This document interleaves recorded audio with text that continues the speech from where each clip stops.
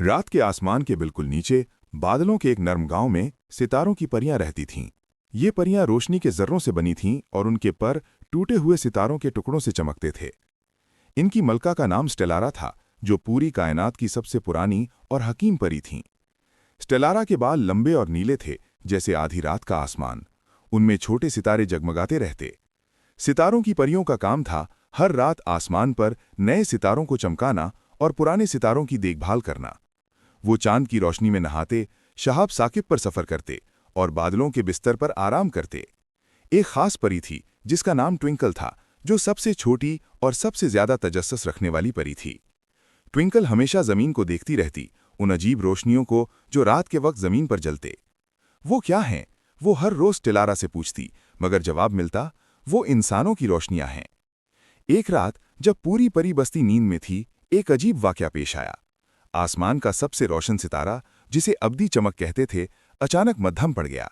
फिर दूसरे सितारे भी एक के बाद एक अपनी रोशनी खोने लगे। स्टेलारा बहुत परेशान हुई। कोई सितारों की रोशनी चोरी कर रहा है। परियों ने तहकीक की तो पता चला कि जमीन से अजीब सी तारीक लकीरें सितारों तक पहुंच रही थीं। ये लकीरें सितारों की रोशनी सोख रही थीं, जैसे पौधे पानी सोखते हैं। ट्विंकल ने फैसला किया, मुझे जमीन पर जाना चाहिए, मैं समझ सकती हूं कि क्या हो रहा है।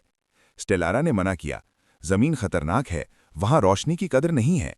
मगर जब सितारे और ज्यादा मध्यम होने लगे तो स्टेलारा ने मजबूरन इजाजत दे दी। ट्विंकल ने अपने सबसे चमकदार पर सजाए और जमीन की तरफ उतरना शुरू किया।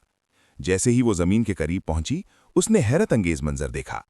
जमीन पर रोशनियों के जंगल थे, बड़ी बड़ी इमारतें, गाड़ियां और अजीब मशीनें। मगर ये रोशनियां सितारों जैसी नर्म नहीं थीं, ये तेज और तकलीफदेह थीं। ट्विंकल ने एक छोटे से बाग में उतरने का फैसला किया, जो शहर के बीचों बीच था। बाग में एक बूढ़ा आदमी बैठा था, जो टूटे हुए सितारे जोड़ रहा था।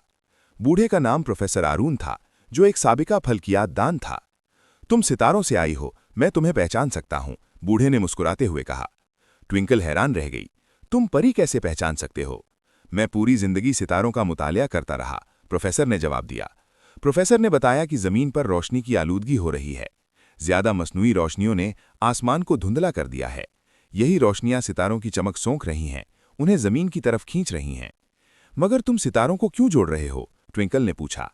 मैं चाहता हूं लोग असली सितारों की खूबसूरती देख सकें, प्रोफेसर ने कहा। इतने में शहर के मेयर ने बाग में दाखिल होते हुए कहा, यह बाग भी अब खत्म होगा। मेयर चाहता था कि यह बाग मिटाकर एक बड़ा रोशनी का टावर बनाया जाए।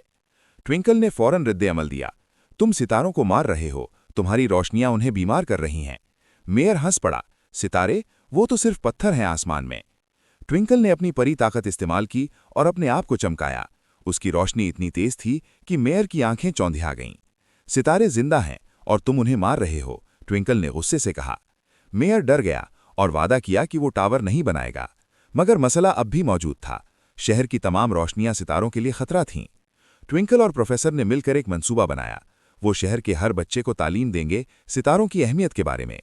प्रोफेसर ने अपना पुराना टेलीस्कोप निकाला और बच्चों को सितारे दिखाने शुरू किए।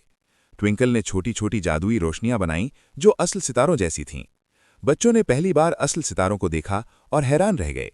उन्होंने अपने वालिदैन से कहा कि वो रात को कम रोशनियां इस्तेमाल करें। पहले तो वालिदैन नहीं माने, मगर बच्चों के इसरार पर उन्होंने तजुर्बा किया।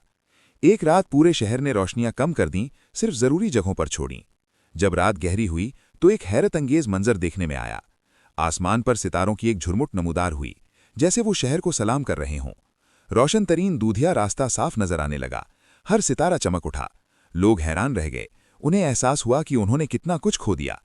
मेयर ने बाकायदा कानून बनाया, शहर में रोशनी की आलूदगी के खिलाफ जंग। नए कवानीन के तहत हर इमारत की रोशनी ऊपर की तरफ नहीं जा सकती थी। सड़कों पर नर्म रोशनी वाले लैंप लगाए गए जो आसमान को नहीं रोशन करते थे। प्रोफेसर के बाग को सितारों का बाग करार दे दिया गया। ये हमेशा के लिए महफूज हो गया। ट्विंकल वापस अपनी परी बस्ती में गई और स्टेलारा को सारी कहानी सुनाई। स्टेलारा बहुत खुश हुई। तुमने न सिर्फ सितारों को बचाया, बल्कि इंसानों को भी सिखाया। उन्होंने ट्विंकल को सितारों की सफीर का खिताब दिया। अब ट्विंकल हर महीने जमीन पर आती और प्रोफेसर के साथ काम करती। उन्होंने मिलकर दुनिया भर में सितारों की रात मनाने का प्रोग्राम शुरू किया। हर महीने की पहली रात लोग अपनी रोशनियां कम करते और सितारों को देखते। बच्चे सितारों के नाम सीखते, उनकी कहानियां जानते। प्रोफेसर ने एक किताब लिखी, सितारों की पली और रोशनी का राज। किताब पूरी दुनिया में मशहूर हुई और हर जबान में तर्जुमा हुई। 1 साल बाद शहर में एक तकरीब हुई जहां ट्विंकल को मेहमान बनाया गया। मेयर ने मुआफ़ी मांगी, हमने नहीं जाना था कि हम क्या कर रहे हैं। शहर के हर बच्चे ने ट्विंकल के लिए एक छोटा सितारा बनाया। इन सितारों को मिलकर एक बड़ा झूमर बनाया गया जो रात को चमकता था।